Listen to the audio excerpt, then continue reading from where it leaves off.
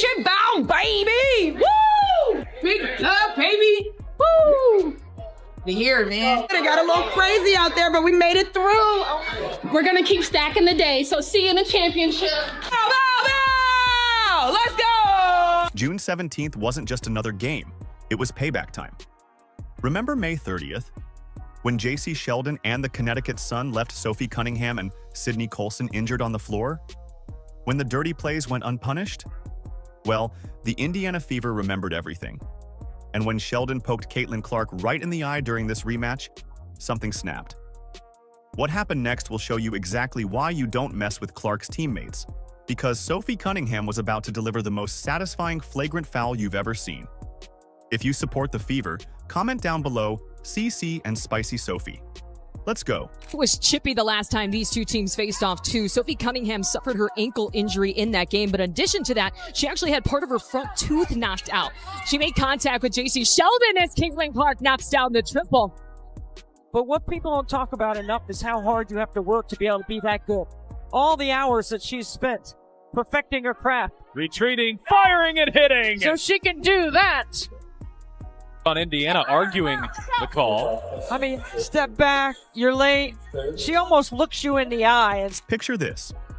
May 30th, Indiana Fever versus Connecticut Sun, and everything went wrong for the Fever in the worst possible way. The game started normal enough, just another matchup between two WNBA teams fighting for position.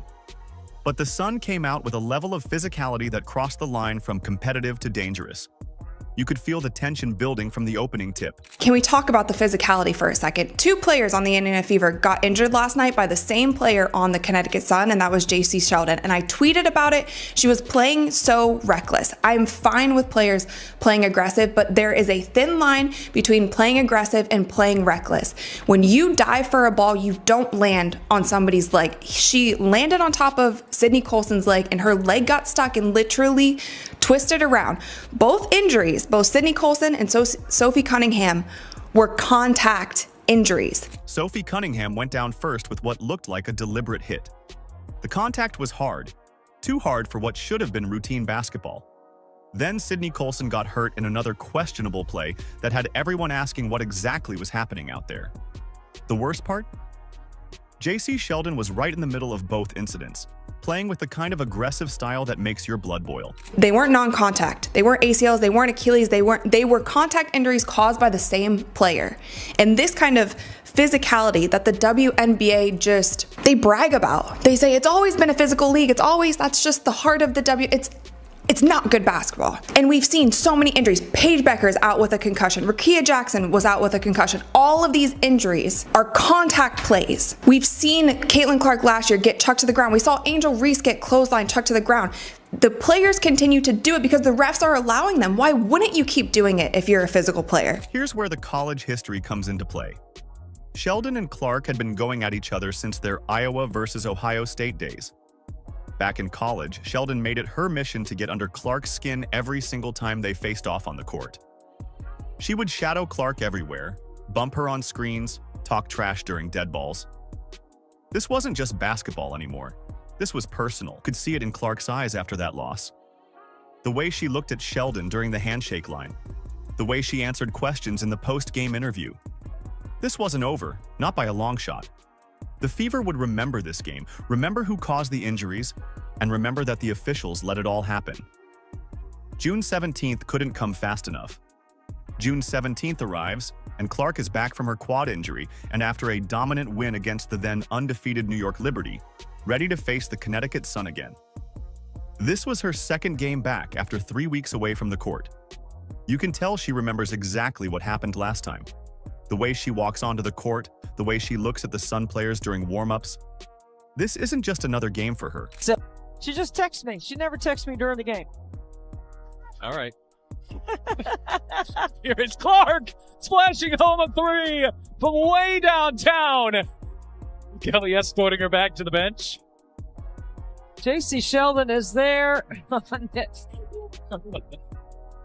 with her hand in her face. The game starts with that familiar tension hanging in the air. Sheldon is guarding Clark like her life depends on it, getting way too close for comfort. She's shadowing Clark on every possession, bumping her on screens, doing all the little things that make basketball ugly. This is the same aggressive style that hurt Sophie Cunningham and Sydney Colson back in May. Everyone in the arena can feel what's coming. And Caitlin Clark are talking to the official. They're both going at it saying, hey, oh, there's a little extra right there. Uh-oh. Then Marina steps in to protect JC. Third quarter hits, and here comes the moment that changes everything. Clark is bringing the ball up court when Sheldon comes over to defend. She goes for what looks like a steal attempt, but her finger goes straight into Clark's eye. The contact is immediate and obvious. You can see Clark's head snap back from the impact. Third quarter we go. They're trailing by 10. Keep an eye on her and Jacy Sheldon. Clark trying to back her down.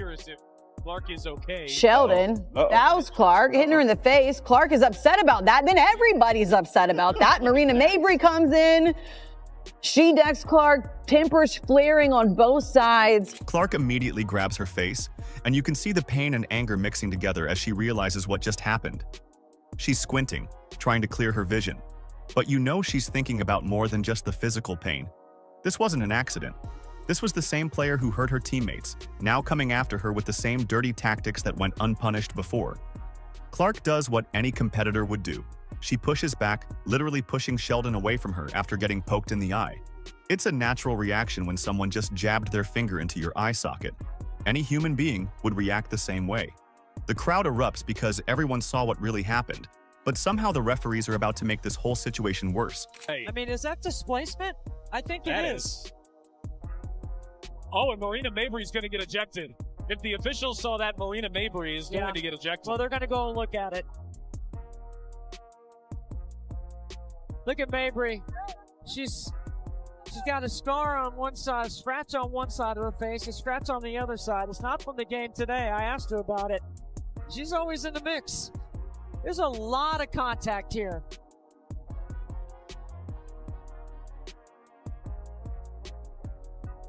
There's a scrape across the face. That's what Clark didn't like. Clark is standing there holding her eye, clearly the victim of a dangerous play, but the officials are reaching for their whistles.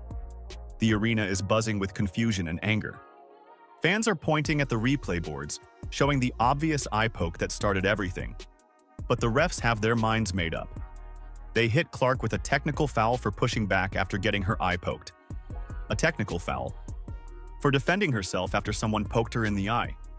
The decision made absolutely no sense to anyone watching. Clark just scored 32 points in her first game back from injury, and now she's getting penalized for reacting to getting eye poked by the same player who hurt her teammates. The technical foul call sends the wrong message to everyone watching. It tells players that they can go after Clark with dangerous plays, and if she reacts, she'll be the one getting punished. But this eye poke was just the beginning. Marina Mabrey was watching all of this unfold, and she was about to take things to a whole different level. Take another look as we try to figure out what exactly went down. So you see her get hit in the face. Jacy Sheldon doesn't like that, and everybody on the team doesn't like it. Marina, trying to have her teammates back, pushes her down. You see a little bit of drama all the way around. Tina, Charles, Clark, and Mabrey, they received technical fouls. Sheldon received a flagrant 1 foul. Right after Clark gets that bogus technical foul, Marina Mabrey decides to take matters into her own hands in the worst way possible. Clark is still dealing with her eye injury when Mabrey comes over and does something that shocked everyone in the arena. That's what Clark didn't like. And then Mabrey came in with a bump. And Mabrey's day is almost assuredly going to be done. I thought both teams. This wasn't basketball contact. This was straight-up assault.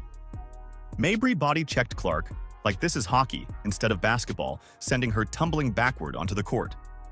The hit was so obvious and so unnecessary that even casual fans could see what just happened. Clark hits the floor hard, and you can see the shock on her face as she realizes another Connecticut Sun player just took a cheap shot at her.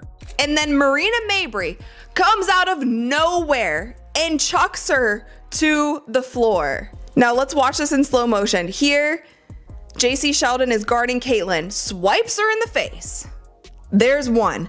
Going for the ball, swipes her in the eyeball. Caitlin's gonna have to start wearing goggles. And then Caitlin pushes her off of her, like, why are you still in my face? Marina Mabrey, bad out of hell, chucks Caitlin Clark to the ground. The entire Fever bench jumps up because they just watched their star player get assaulted right in front of the referees. Players are pointing at Mabrey, shouting at the officials, trying to get someone in stripes to actually do their job. The crowd is going absolutely crazy because they can't believe what they're seeing unfold on their home court. Coach Stephanie White is losing her mind on the sideline, screaming at the officials who are somehow still not seeing what's happening right in front of them. She's gesturing wildly, pointing at Mabrey, trying to get the refs to understand that this has gone way beyond normal basketball contact.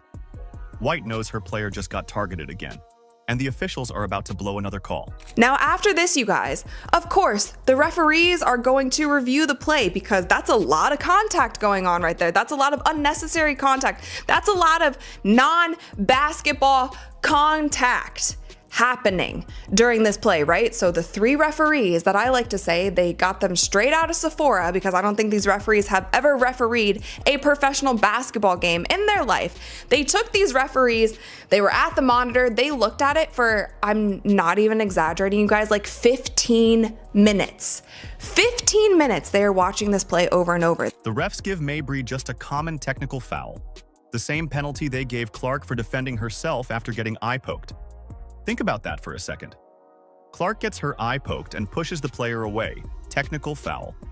Mabrey body checks Clark to the ground in retaliation. Same technical foul. The math doesn't add up, and everyone in the building knows it. The announcers here are saying, of course, Marina Mabrey is going to get ejected because that was unwarranted. She literally came out of nowhere and chucked Caitlin Clark. There should be a flagrant one, of course, on Jacy Sheldon because she swiped her and hit her in the eyeball. Whether it is intentional or not, you can still have a flagrant a flagrant foul called on you, whether you are trying to intentionally hurt somebody or not. But this is what they called, you guys. This is what they called. Caitlin Clark, Marina Mabrey, Tina Charles were assessed with technical fouls on Tuesday. Caitlin, Marina, and Tina Charles. Technical fouls. That's it. Technical fouls. That's it. And Jacy Sheldon was assessed with a flagrant 1 foul, and no players were ejected. White goes off in the post-game press conference. When the officials don't get control of the ball game, when they allow that stuff to happen, and it's been happening all season long, this is what happens, right? She's had enough of watching her players get targeted while the officials stand around doing nothing. When the officials don't get control of the ball game, when they allow that stuff to happen, and it's been happening all season long. All season long. It's not just this game, it's been happening all season long. This is what happens, right? This is what happens. You've got competitive women who are the best in the world at what they do, right? And when you allow them to play physical and you allow these things to happen, they're going to compete and they're going to have their teammates' backs. It's exactly what you expect, right? Out of fierce competition. So I started talking to the officials in the first quarter, and we knew this was going to happen. You could tell it was going to happen. So they got to get control of it. They got to be better. The message was crystal clear at this point. The officials weren't going to protect Clark, so her teammates would have to do it themselves. Sophie Cunningham was watching all of this unfold from the bench, and she was about to make sure everyone understood that nobody messes with her teammate. Final minute of the game, Fever is up big at 87-70, and Sophie Cunningham sees Jacy Sheldon with the ball one more time. The clock is ticking down, but Cunningham isn't thinking about the score anymore. She's thinking about May 30th when she got hurt. She's thinking about watching Clark get her eye poked with no real consequences. She's thinking about Marina Mabrey body checking her teammate to the ground. So now let's talk about Sophie Cunningham. At the end of the game, Jacy Sheldon is going for a fast break layup and Sophie Cunningham is running with her. And I remember in my head, like it happened in a split second and I said, oh, let's see. Let's see what happens here. Cunningham remembers her own injury from that brutal May game. She remembers sitting on the bench hurt while Sheldon walked around like nothing happened. She remembers the officials letting everything slide while her teammates got targeted.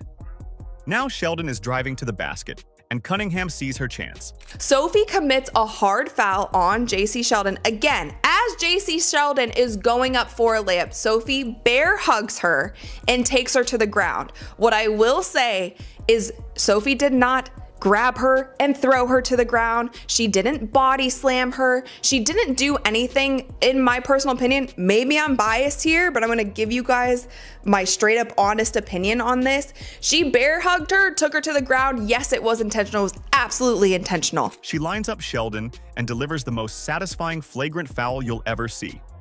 Cunningham wraps her up hard and pulls her down to the floor. This wasn't a basketball play. This was payback. This was justice. This was Sophie Cunningham sending a crystal clear message that nobody messes with her teammates.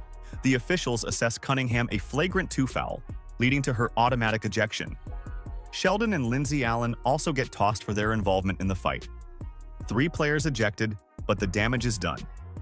Justice finally got served on that court. It was, to me, payback for what was happening the entire game. But she did it in a way that she wasn't going to injure Jacy. She was just making it known, like, if the refs aren't going to handle it, I will handle it. We'll take care of it, but this is not what you're going to do when you come into our house. It was an intentional foul. It was a hard foul. She brought her down. But with that, you guys, Jacy Sheldon got up and she was ready to go. So as you guys can see in this video, a whole scuffle breaks out. Sophie and Jacy are going after it. Both teams are running over, trying to break it up. It kind of goes into the fan section a little bit. Clark finishes with 20 points and 6 assists, leading the Fever to an 88-71 victory that felt like so much more than just a win. Natasha Howard puts up her 50th career double-double with 16 points and 12 rebounds. Kelsey Mitchell adds 17 points. This was a complete team effort, but everyone knows what really mattered. A rare miss at the rim for Aaliyah Boston, the league's top field goal percentage shooter in the WNBA, but it's Boston who comes up with the steal and the find to Howard. Clark working on the rookie. Clark on the drive. Hang, shot too strong. There's Howard to clean up. And Clark working off the ball, comes off the stagger. 3rd year in her WNBA in terms of setting up her teammates. Clark behind the back, feed inside. 2 more for Howard. This wasn't just beating the Sun. This was the Fever proving they won't be bullied, they won't be intimidated, and they protect their own. The victory sends them to their first ever Commissioner's Cup final for the franchise. But more importantly, it sends a message to the entire league about what happens when you target their players. The Indiana Fever fans were chanting, "Sophie, Sophie."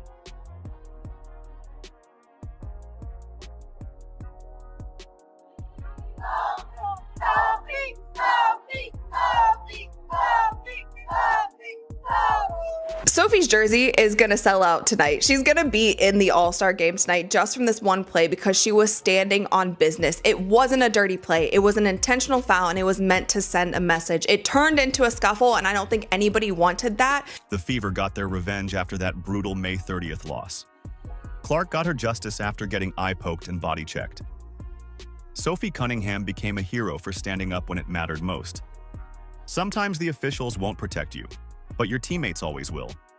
That's exactly what happened on June 17th when the Indiana Fever showed the basketball world they're not backing down from anybody. Oh, and Clark just took it away. It's a 2-on-1. Clark, bounce pass, pretty find, and Mitchell won't miss from there. This game proved that the Indiana Fever aren't just talented. They're a family that fights for each other when things get tough. When the officials won't protect their players, teammates like Sophie Cunningham step up and handle business themselves. That's what real loyalty looks like in professional sports. The Commissioner's Cup final awaits on July 1st against the Minnesota Lynx. After watching how this team handles adversity and stands up for each other, 2025 is looking brighter than ever for Fever fans. Remember this moment when people try to tell you that loyalty doesn't matter in professional sports. Sophie Cunningham just proved them wrong. If you support the Fever, comment down below, CC and Spicy Sophie. Like, subscribe, and turn on all notifications so you never miss out. Click the video on the screen, and we will see you in the next one.